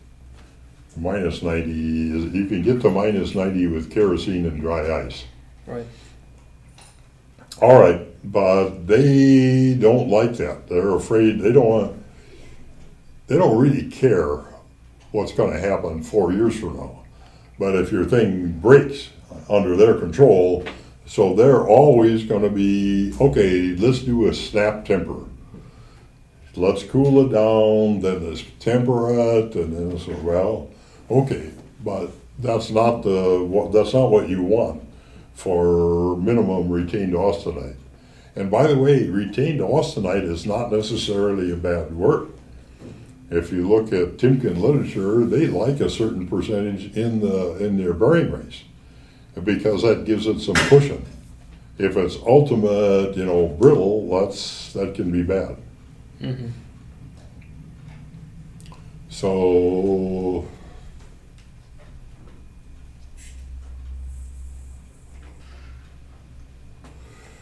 yeah, stability. If you're talking about precision, you do need to think about long-term dimensional stability. Right. And Moore goes into that in Foundations a little bit, right? With so, Moore talks about that in Foundations with the oh yeah, cast iron. he does a good job. And they like nitrolloy Mm-hmm. because it hardens at a lower temperature. Mm-hmm. So they have less distortion. Okay, and then that's a whole nother topic, is that's a pet peeve of Dave, is in the bad old days we'd leave 30 thousandths instead of 5 thousandths. So you're grinding for days, Well, nowadays with hard turning, it's not so bad. And also, stuff is a lot better controlled. Mm-hmm. And one of the things that long skinny things, like that bar that broke.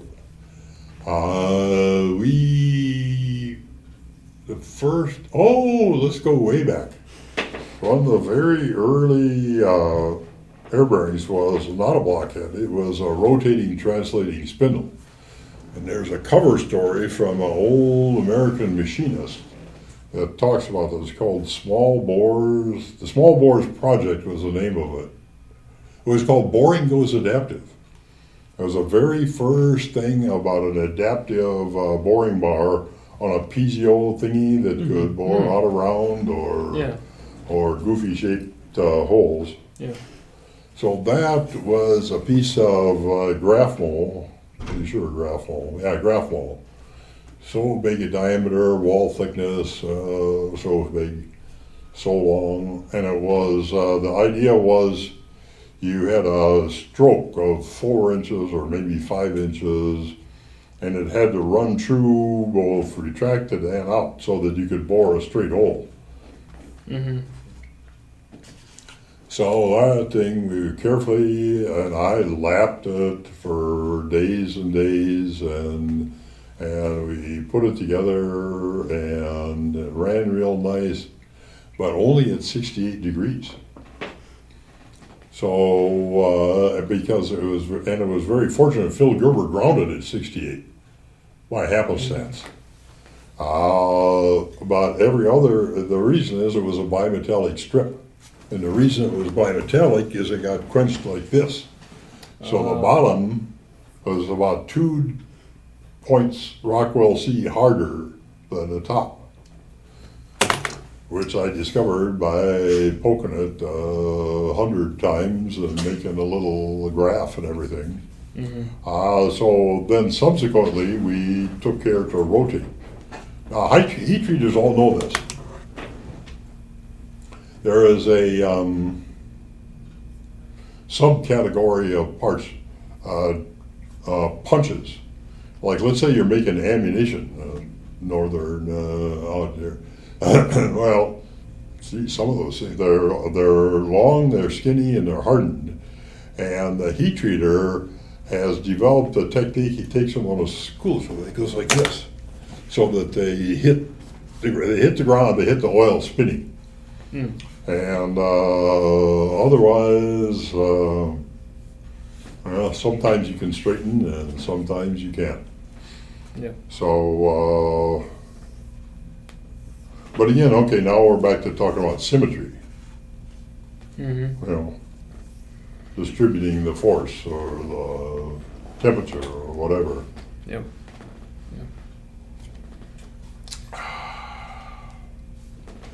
All kinds of interesting things, but I am not up to date on metallurgy, but there's good stuff.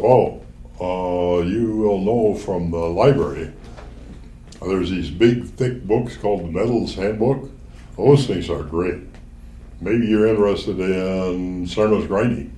Real good, solid, not quite Martha Stewart quality, but getting up there on how to do stuff. Mm-hmm.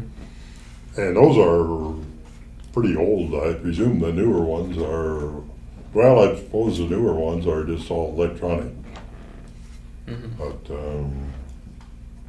so you guys have access to everything, right? At the university, you don't have to pay for $100, $1,000 book.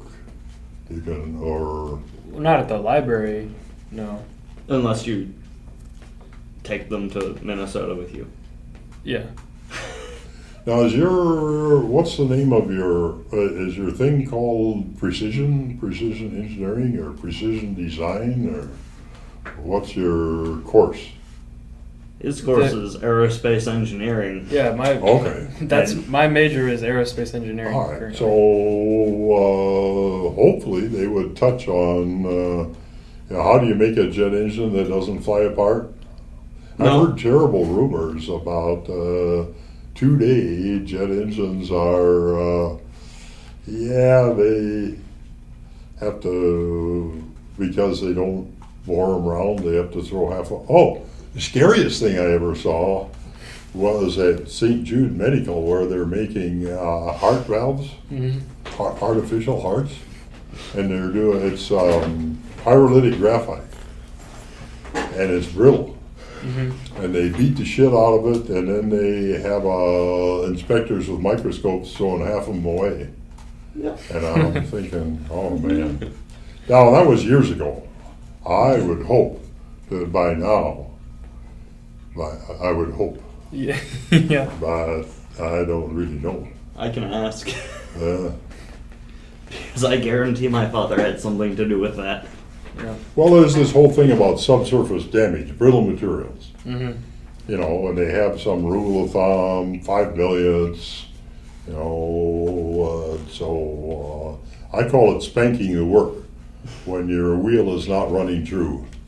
Yeah. And don't do that, you know. But there's been some really good, there've been hundreds of articles about subsurface damage and the geometry and all that stuff. So, okay. All right, so aerospace engineering.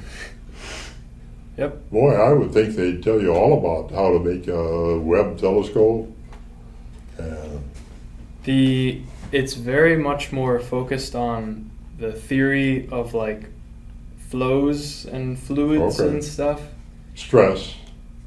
Some of that, yes. Hey, do you know, have you seen a book called New Science of Strong Materials? It's in the library. I don't think so. New Science of Strong Materials. Nick's writing that down. Why things crack. But yeah, that's part of the reason I do all of the personal learning I do, and why I'm interested in coming here and learning as much as I can here, because the courses they Yeah, lack well, some stuff. don't be afraid of the basic. I mean, this is not basic, but Tool Steel Simplified is basic. Yeah. That's for the guy who he doesn't know any. Imagine the plight of an old-fashioned tool maker. Okay, I got this tool and it needs these parts, so I call in the salesman, and blah blah blah. And this one does, and this other one does everything, and also this other one does it. He doesn't have any guidance, but that book basically is offering guidance. So you start here, and depending, you know, so having read that book, you have and it's not PhD oriented. And this New Science of Strong Materials is not a stupid book either, but it's really good basic stuff. Yep. So he talks about, for example, the World War II Liberty ships that famously would crack in half. They finally found one that the half that floated was the one where the cook was marking. He had a square cornered port, and there was a crack on one of the square corners, and he called the captain, and the captain says, "Yeah, where's my breakfast?" But the cook was kind of a scientist, so he marked the progression of the crack, and that is the best evidence they had for exactly what it was all about. And the famous airliner, same thing, square windows. So just squares are evil. That is. Sharp corners, yeah. Yeah. Yeah.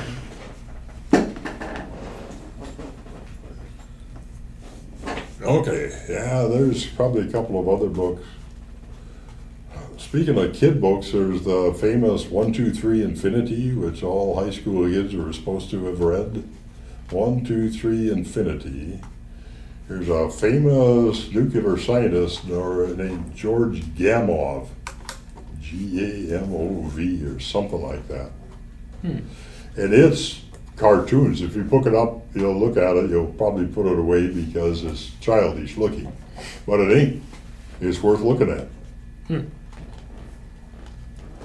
And maybe you're too advanced, but maybe you know some kid that is the right age that would real creative guy. Start carrying them and handing them out. Auburn. Oh yeah, he's got all the math stuff, doubling over a sheet of paper, all that. Mm-hmm. Well, what about all the tidbits? Have we gone through all 50 tidbits? We've certainly not gone through all 50. I think we definitely indirectly covered a lot of them. Yeah. Okay.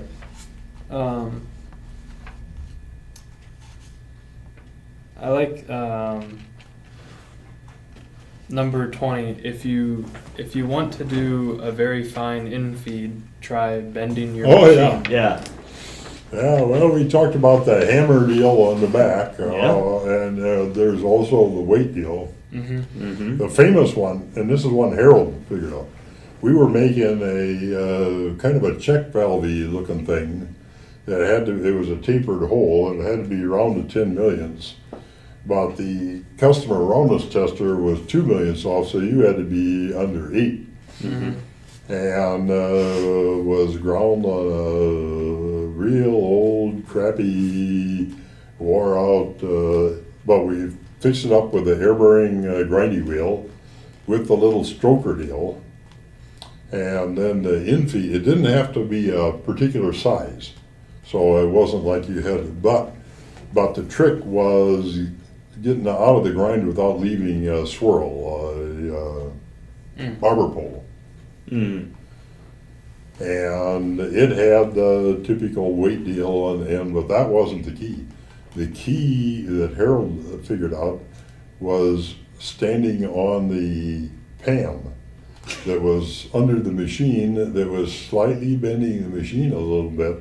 And so on virtually every other machine, when you go to back off, first it lurches in and then it backs off. So Right. you're making little knots. Right. And if you're wise to that, you try to be real careful.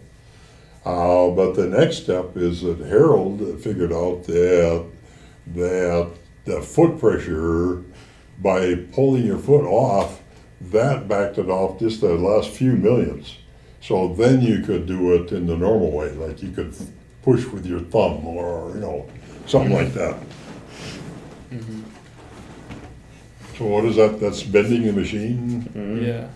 Well, of course, thermal is bending a machine too sometimes, Yeah. or, but that's basically, or leveling Yeah. is a whole That's- other deal. Mhm. And I think he talks about leveling as a separate topic worth doing or something like that. Mhm. It's not the next one, but it's the 22nd tidbit is, it's perfectly reasonable to level your machine. Yep. Yeah. By the way, I had the privilege of watching a guy install my pool table, in 3 pieces. Mm. And it was really interesting. First of all, he did a really good job. He had a good level. He had a regular stirrup like you would do a machine tool. Yeah. And he he knew what he was doing. Yeah. And then at the final end, he's got a big ball of beeswax and bernzomatic. And he's melting it there's 2 joints. Yeah. Wow. He didn't flatstone anything, and I didn't say anything. But he did point out, by the way, if Flatstoning the you pool table. ever have a nice pool table, don't let your wife do the Christmas presents on it Nope. because Yep. cost the felt itself is Yeah. $400, and every January they rebuild, redo the pool tables for a bunch of people. Wow. Did you ask the Theo question? Oh no, I did not. This is not super detailed question, but one of our coworkers at Auburn also works at Starrett. Oh yeah, what do you like? That a minute to you? I don't know. Yeah. They're both high-end deal. Minatoyo, of course, has this gigantic array, like we were talking about gauge blocks for calibrating. Starrett, I would say, if you were going to do apples to apples, if you took a Mitutoyo surface plate and a Starrett, they'd both be better than what you need. Right. So, Right. but I think Starrett, if I had to have a special, we had a goofy job.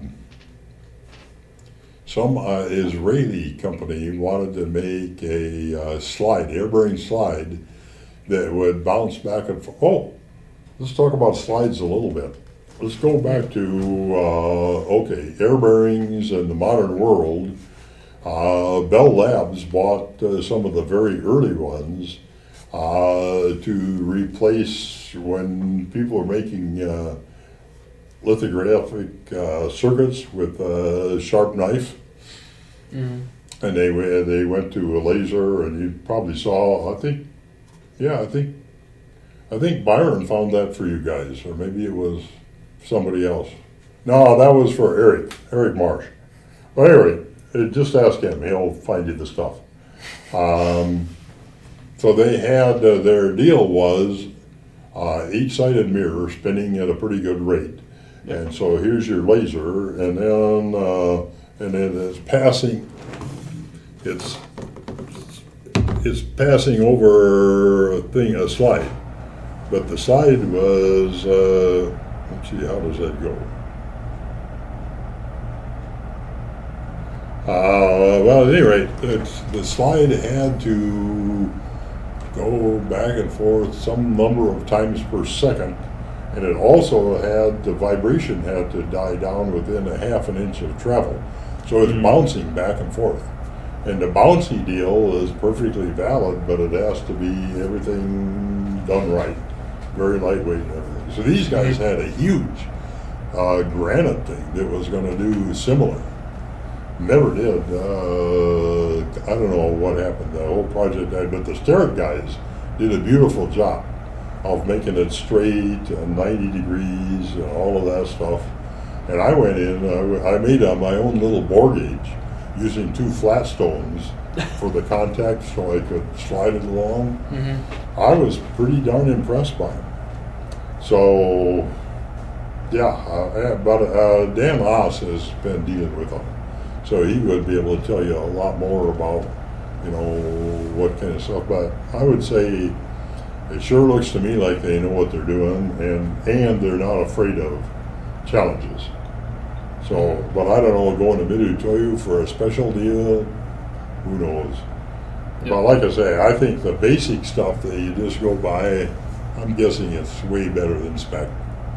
Yep. Better than you need. That your real problem is going to be, have you leveled it, has somebody dropped the angle plate on it, has it got all schmooey from somebody eating their bologna. That's the danger, is eating their lunch. Yeah. And getting crap smeared all over. And that's where you can really tell with the flash saw. Because one little sticky area, and boop. Yep. So, Yep. The man is dripped right there. Like, yep.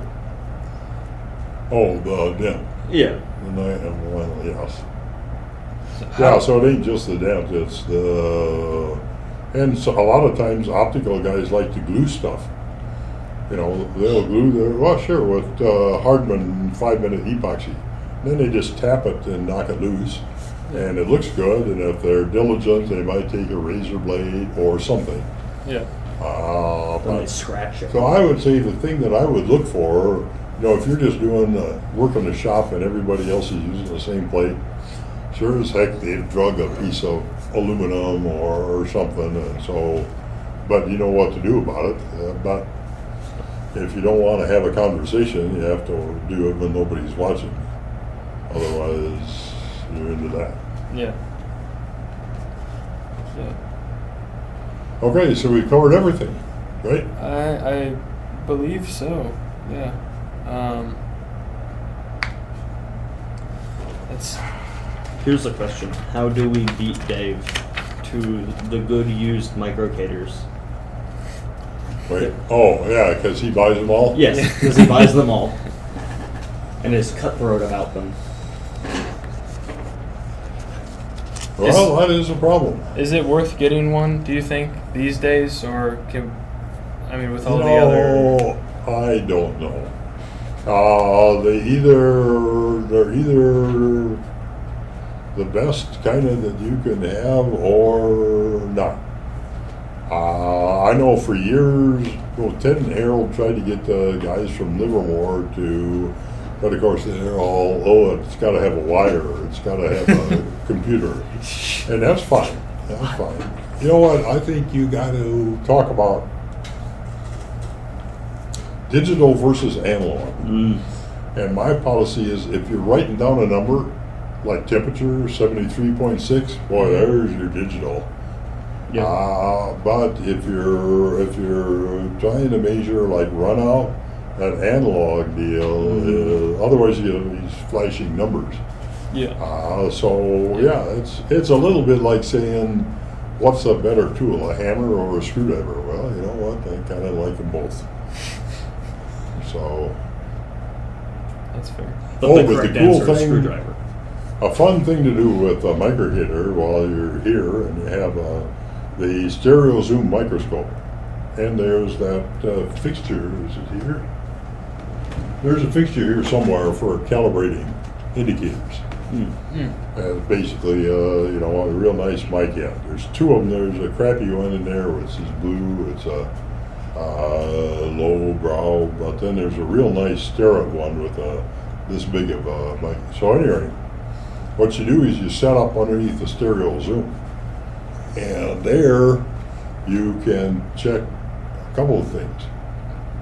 One thing is the granularity of the thing. You can see it going, it's smooth as silk, but it still goes clunkety clunk on the level that you can see. But then the other one is the microcator itself. So you can take and, you check the old thumb deal. But then the other thing that's really cool is you just hold your hand underneath it so that the heat doesn't. And that is now where you are convinced that, if there's a millionth of motion, you can see it. You are seeing it. You can see it. So there's your lost motion knot. And that's a whole nother, topic of flexures. Yep. Okay, and then there's diamond tips. You should, let's say, the broad category of tips. So you buy your $10 Chinese, it's going to have a soft steel tip. And it might be just a lathe turn deal, or you could stone it or do something if you want to make it nicer. And then there's carbide tips. For example, the carbide tool bit makes a nice, you could glue it on. You can, you buy a whole kit of all these different tips, and some of them have got a little fat little foot. Then you could glue your car, and that's what is good for measuring your diamond wheel. So you can slow turn that, and you can kind of see what's going on there. But we mentioned the nice Starrett 1/4 inch radius diamond tip. But any diamond tip needs to be looked at under the stereo zoom. And with that spotlight, that circular deal, you can kind of play around and you can move the halo and you can kind of see what. And typically you'll see it looks nice until you look close, then there's a little flat. And that flat could be wear, or it could be, it came that way. But the worst of all is cracked tip that I found by the 2 millionth microgator. And I was checking Harold's 2-inch ball and said, oh, look at this, there's a little smear, there must be a little oil. It was not oil. That damn diamond tip had a crack right on the end, and it was machining my test ball. Okay, but you got to look at it. Yeah. And it wouldn't hurt to check, while you're checking everything, I would say pick up, here'd be a thing. You're kind of checking somebody out who purports to, have some skills. And if they pick up a dial indicator, the first they check to see if the tip is snug, and then they check to see if it's smooth, and they're kind of looking over things in general, and you kind of know, okay, you know what he's looking at, and so you say, well, okay, this guy's been around. Now, Robin Renzizi, I think, would pass those tests, or at least most of them. Mm-hmm. Yeah. You might be able to slip something by him. You might be able to. You might say, "Have you looked at the tip under the stereo zoom?" Well, yeah. Mm-hmm. I know he's an advocate for the nice large radius tips. Oh yeah. I don't know if he uses diamonds, but Yeah. he likes the big ones, the large radius ones. Well, there's a time to be economical, and then there's a time to pay. Okay, if a normal tip is $1 and a diamond tip is $100, or whatever the modern equivalent is. Mm-hmm. Okay, so we talked about nuts and bolts a little bit, but you guys sounded like you've already been down the road. Bolt spacing, for example, bolt distortion, for example. Mm-hmm.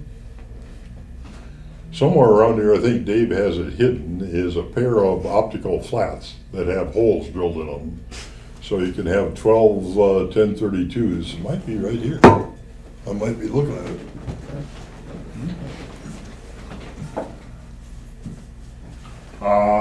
That's a marvelous, I think he's got it hid. Nope. Probably sold it on eBay. Also, Did they pay you to do those write-ups, or was that like just? What, this one here? The training report? Yeah, the training reports. Well, we used to save them, but I'm sure they are all thrown away. Otherwise, there were hundreds of them. But like, so you had to do that on your own time though? Yep. Wow. that was before workers' rights. Yeah, that's off the clock, man. Wow. Oh, but we would get a nickel raise. Okay. Every once in a while. Interesting. Oh, well, that's But it was kind of a condition of employment, Yeah. Yeah. You don't feel like doing training, or if you want to copy it out of the Progenica, not a good idea. Yeah, that's fair. I mean, I would think this would be a thing that would be very useful for anybody on their Yeah. own. Okay, what were you doing today? What machine did you run? What do you know about it? What would you say about it? And especially, well, a big part that we had is access to the manual. You're running a lathe, you go get the, yeah. These days, I'm sure, boy, YouTube would be so great, how to run a lathe or how to not get killed, leaving the chuck wrench in, stuff like that. So, anyway, yeah. Those were weekly, or how often did you do those? 1 a month. Interesting. Yeah, no, YouTube is great for that though. Oh, yeah.